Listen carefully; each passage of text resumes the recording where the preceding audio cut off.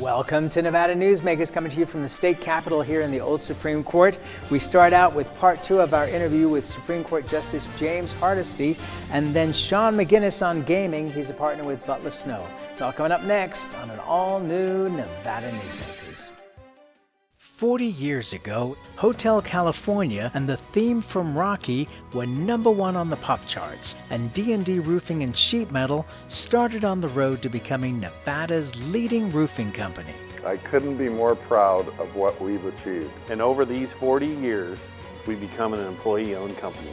So when you're talking to any employee, you're talking to an owner. And here's to the next 40 years. Happy 40th birthday, D&D Roofing and Sheet Metal.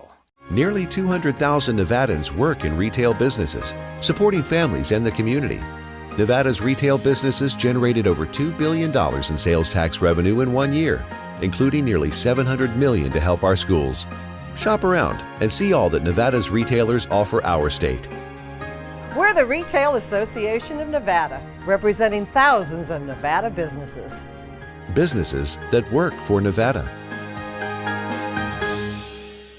Truck drivers are some of the hardest working people you'll meet, delivering over 70% of America's freight and 92% of Nevada's. When there's a natural disaster, they're delivering critical supplies to help those communities recover and rebuild. Every sector of the economy and our nation's military rely on truck drivers. So let's take a moment to say thank you. On the open road or city streets, our truck drivers are rolling to make our economy and our nation stronger. Trucking moves America forward. This is Nevada Newsmakers with host Sam Shad, a no-holds-barred political forum. Now, from the Nevada Newsmakers broadcast headquarters, here is Sam Shad. And back on Nevada Newsmakers, we're continuing a conversation we started last week with Supreme Court Justice James Hardesty. I wanted to ask you about Assembly Bill 236, which has been described as a massive overhaul of Nevada's criminal justice system. Supporters hope it will reduce Nevada's prison population and recidivism rates while saving hundreds of millions of dollars. Opponents, on the other hand, say it ignores public safety concerns and disregards the rights of crime victims. You helped present the bill to lawmakers. The Las Vegas Review-Journal quoted you as saying, "I would suggest that the criminal justice system in Nevada is out of balance, and I think it's time for the Nevada legislature to look for ways for balance to be restored." So could you expand on your thoughts on this, please? Sure. Thanks, Sam, for having me back. I appreciate it. I think this whole subject, it's highly complex, but I'd like to offer some context. In 1995, the Nevada legislature adopted a major revision to Nevada's criminal code, at that time dubbed Truth in Sentencing. And part of that bill included an important provision, which was the creation then of a so-called advisory commission, a commission that was expected to meet each interim session and evaluate what the impacts had been on the criminal justice system from the adoption of of those criminal code revisions. Sadly, between 1995 and 2009, that commission had only met 3 interims out of 12 sessions, which was a far cry of what the expectation was at the time the legislation had been enacted. And the 3 times that the commission had met, they did no evaluation or data assessment of the impact from those codes. The other thing in context is over the course of the ensuing 20 plus years, the legislature would identify behavior that they would adopt a statute to criminalize. What I discovered and what I was concerned about, especially after becoming a justice on the Supreme Court, is that the legislature almost never debated the length of sentence that would be imposed as a result of the new crime that had been approved. And as a consequence, there was no debate or assessment about the fiscal impact on the state, what impact there would be with respect to rehabilitation, how it would be, how that decision would influence supportive services, and equally important, how it would impact public safety and recidivism. So in 2009, I had urged the legislature as Chief Justice to reconstitute the Advisory Commission as originally contemplated in 1995, and conduct the very type of study that was originally considered back then. The legislature did that. Interestingly, the state was faced with a prison overcrowding problem then. You may recall that there were inmates living in hallways and broom closets and the like, which really jeopardizes the state's financial situation. You set yourself up for a federal court to take over the fact that you've got unconstitutional prisons being operated, and then the federal court starts dictating to the state what its alternatives are and what it must do, and so then you lose control of the entire situation. The Advisory Commission on the Administration of Justice then began meeting in 2010 and has met each interim since then. And while it has made a series of recommendations here and there, and I've served on that commission at the request of the Supreme Court, because the Supreme Court has a representative on the commission, we have never been able to do a deep dive study into the data that is driving the prison population and into the data that is driving recidivism and other issues. And that's been frustrating, frankly, I think, for all of the stakeholders who sit on that advisory commission, regardless of your political persuasion. And frankly, in my view, this is not a partisan question. This is really an issue about how does the state approach its criminal justice system, and what's its fiscal as well as its impact on the people, that victims of crime as well as defendants. Finally, after a couple of tries, I was successful in getting the Justice Reinvestment designation for Nevada this past year. The Crime and Justice Institute is a administrative arm for the Justice Reinvestment effort. The Justice Reinvestment effort is a combination of the Bureau of Justice and the Pew Charitable Trust. They devote resources to the Crime and Justice Institute, who provides staff to a state to do data-driven assessments of their criminal justice system. And they pick one state at a time. In 2015, we had made a request, Governor Sandoval, the leadership of the legislature, and myself then as Chief Justice, that we be picked. Unfortunately, we didn't make the cut.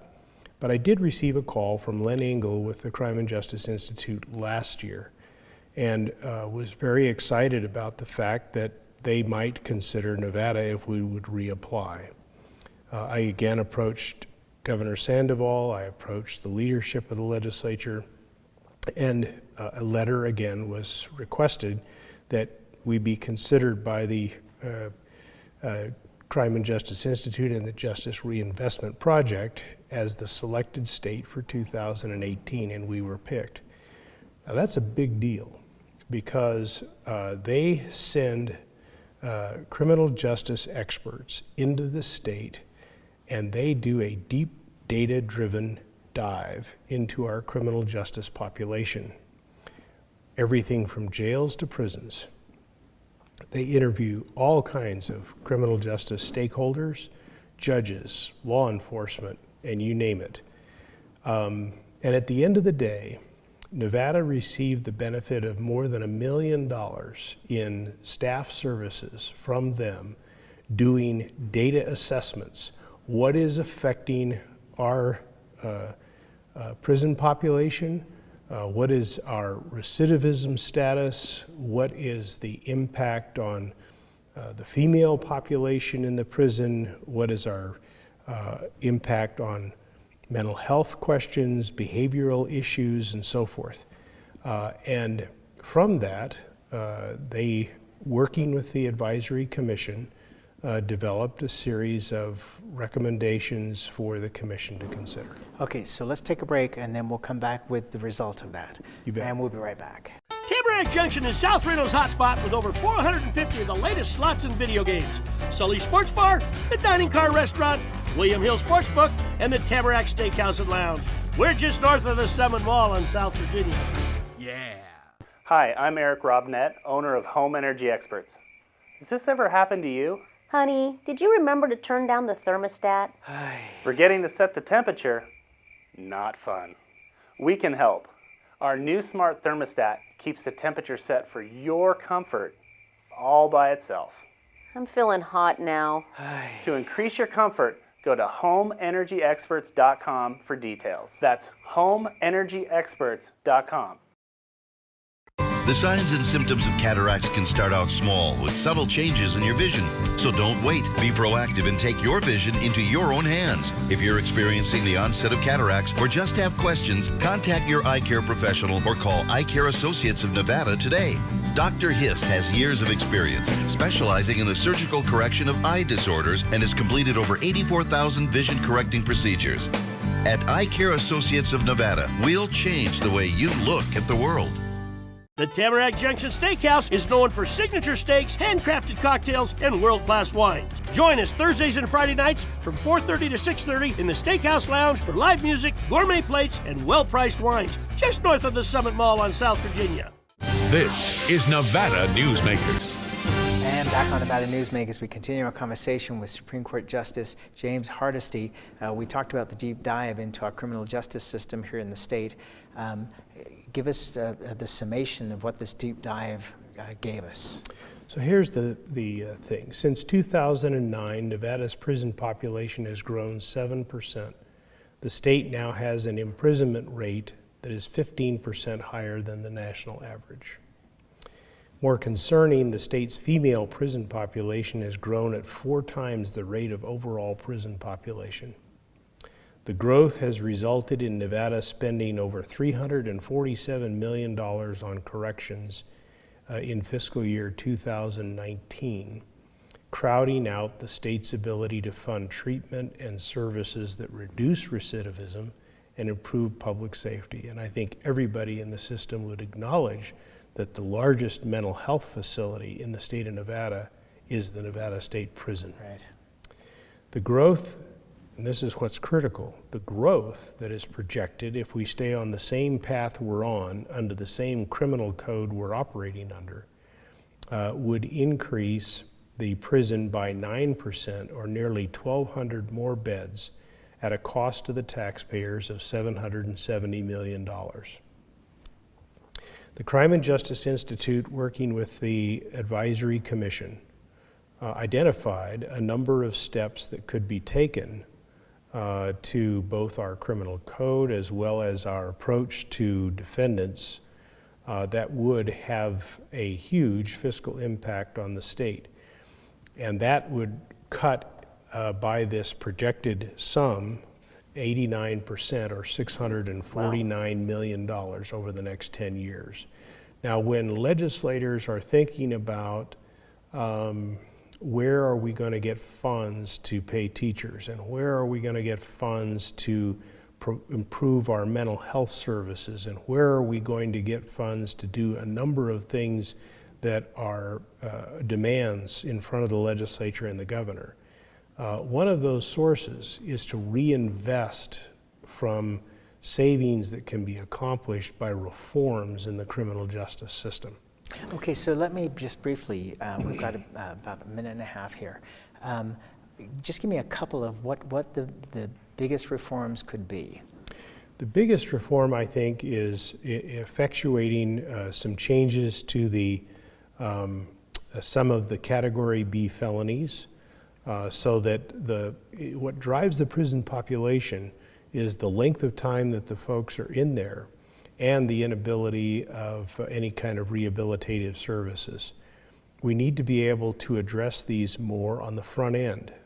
And so we want to redirect those. Now, I'm not talking about violent criminals. I'm not talking about those who've engaged in that kind of behavior. That's what prison is for. And those people need to go to prison for appropriate lengths of period of time.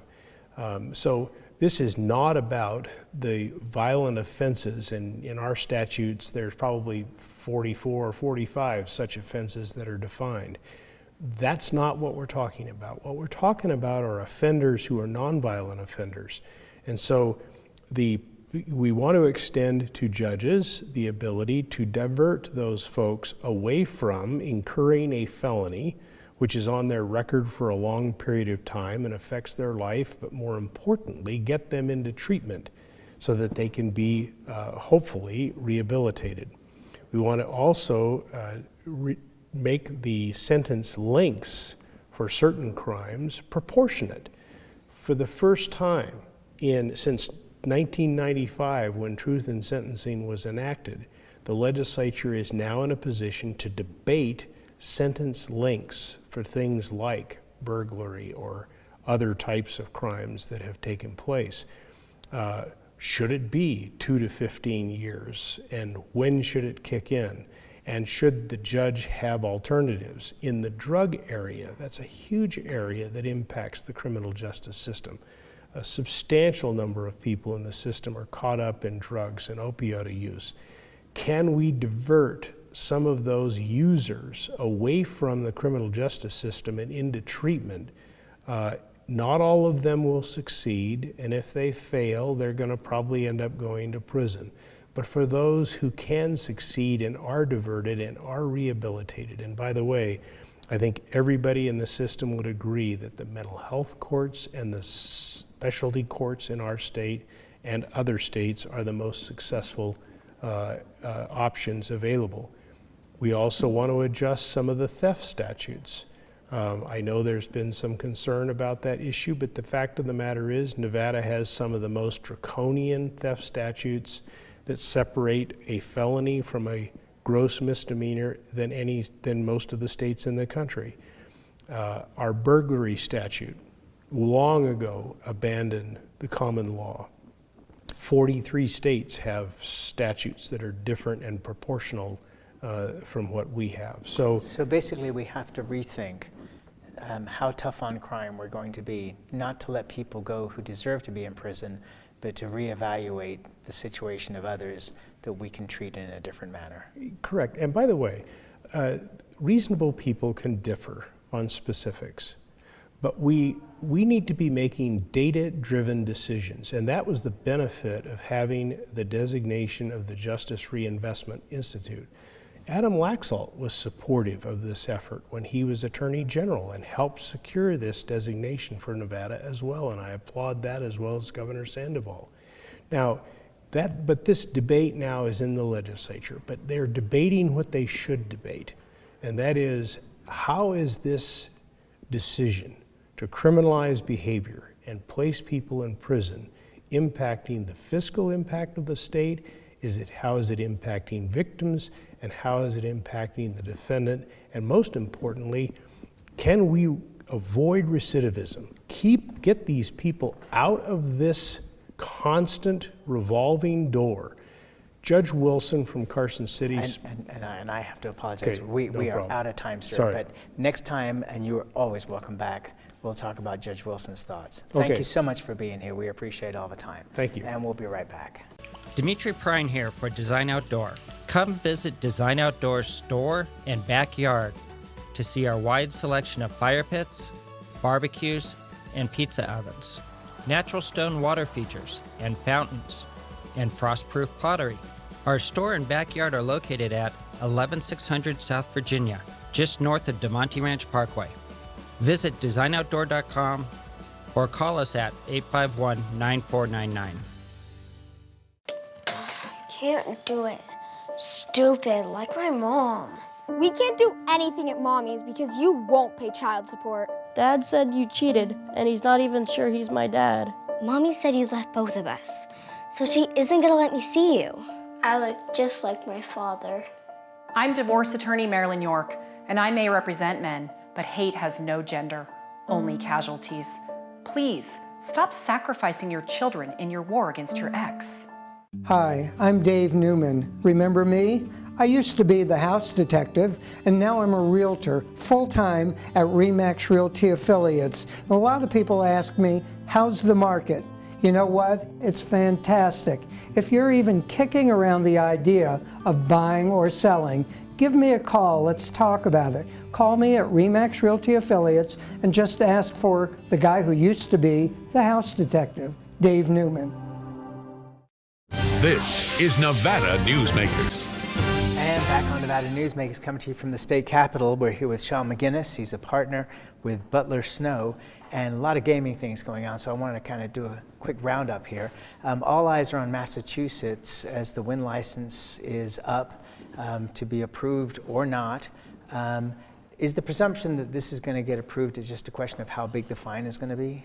Well, I mean, the thing you have to look at, and what I think people need to remember, especially people in Nevada, you look at when you start doing a prognosis, what is the Gaming Commission going to do? What's a Gaming Control Board going to do? You have to remember Massachusetts is very new. And when newer jurisdictions first get started, things don't happen the way you necessarily would think that they would in Nevada. And I remember that back from my days when I was a regulator in Mississippi when it was starting up. It takes a while for the new states to sort of get comfortable with things and to move forward. Now Nevada's moved forward with it. They had the hearing, they issued the $20 million fine, moved forward with it, with that, and that's the Nevada piece of that seems to be closed. Clearly, Chair Morgan came out and indicated that, Matt Maddox is in good standing and the licenses are all in good standing in Nevada, but Massachusetts still has their own review. They have their own statute, their own requirements, their own levels of what they need to look at, and they also have the aspect of this property's been built. And so now it's like, what are they going to do? Not grant the license and not allow it to open, and not employ these people and start generating tax revenue? That's kind of the tension of the two in the whole situation about what Massachusetts will do. And I think CDC Gaming, in one of their reports, was talking about if they don't approve the license, there would be an orderly disposition of that property. But let's look at another side of this, and I don't know how much you can comment on this. Nevada has always put itself up as the gold standard in terms of regulation. And yet, Massachusetts has in certain cases been tougher than Nevada. You look at the whole MGM Borgata deal with the former shareholder that they had from Hong Kong that Massachusetts wouldn't approve. New Jersey. I'm sorry, New Jersey. Yeah. So Nevada is not necessarily going to be the toughest of all the jurisdictions. So yes, New Jersey was the one that was tougher. Is Massachusetts looking out to say, hey, we're actually the toughest of all three? I don't know if that's where they're looking at, but I do think you have a little bit of the East Coast, West Coast situation where Massachusetts probably would look more towards a New Jersey as a template as to how to move forward and what to do. You see that with a lot of the newer jurisdictions like Pennsylvania, Ohio. A lot of what they've done, they've looked towards the New Jersey regulatory schematic more than Nevada, but then there are others out west and in the south that look towards Nevada. Let me ask you about investment in Las Vegas, because we're seeing, for example, Carl Icahn has made a major investment in Caesars, but the price was so cheap, it was almost, why not? And we're going to see how that's going to play out, whether they break up the company, as he initially said, or whether he's done what he's done in the past, which is hold on to these properties for several years and then make the deals. But how does the investment community look at Las Vegas right now? Are they looking to get in, or are the prices for the most part too high? I think the prices are high. I think people are going to wait and see what happens with Caesars, just with their huge, the presence they have on the Strip and in Las Vegas is really strong. So I think a lot of people on Wall Street are going to be looking at that and saying, well, what's going to happen with this situation? What's the next step? But I mean, once I think that becomes more clear what the direction of the company would be, whether it's just move forward, like you said, or whether they're going to start parsing it up or looking at a merger possibility, then I think you see other properties like the Drew, for example, being able to sort of move forward with a little bit more clear purpose. Las Vegas Sands, they announced a $3.5 billion investment in Singapore. Going to be another 1,000 rooms, because if you look at the pricing on their website for rooms at the Las Vegas Sands in Singapore, it is not inexpensive to go there. That's the Marina Bay Sands. So they obviously need the rooms. But what does this do for Las Vegas Sands as a company? Does this in any way balance out what potentially could happen in Hong Kong in 2022 when the licenses are all up for renewal? Well, I mean, it's interesting. They put out a statement that they're not interested in buying other gaming companies, that they build properties they don't buy. So I think what you're seeing is sort of an indication of that they're basically, moving forward with that mentality. And I think they're thinking that their Macau tender will actually be something that will move forward. The renewals are coming up as you mentioned. So I think that they're just basically showing a commitment to Asia and the Asia market and the ability to build things. The Venetian in Macau is like 4 times the size of the one in Las Vegas. I mean, they have 4 hotel entrances, 4 valets. It's just insane. Do you think that they could risk the temptation, if it was the right price, to not take Caesar's Palace? Well, I mean, I guess you just have to go with what they say, is that they don't buy, that they build. But it's fascinating to see the amount of money invested. Always a pleasure to have you on the program, sir. Thank you. And we'll be right back. A bird's eye captures its surroundings at different heights. At Brian Culpa Photography, we can make your imagination soar over buildings, parks, cityscapes, and beyond. Brian's images tell the story and get the job done. If you need a new perspective to tell your story, contact Brian today. Brian Culpa Photography. Experience the bird's eye view at brianculpaphotography.com.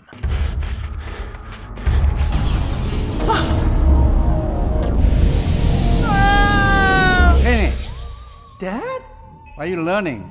This place is great. Huh? You gotta try this. Wow, this stuff is great. People are gonna love it. Yes. Yes, they will.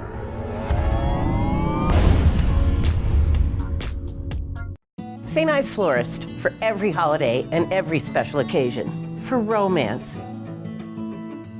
Custom home design. We have the largest selection of fresh flowers in northern Nevada. And we also offer a large selection of unique gift items. Come see me, Lorianne, at St. Ives Florist, 700 South Wells Avenue, or call me at 333-9190. In addition to NevadaNewsmakers.com, you can also watch Nevada Newsmakers on YouTube. Subscribe to our YouTube channel. We'll see you on the next broadcast.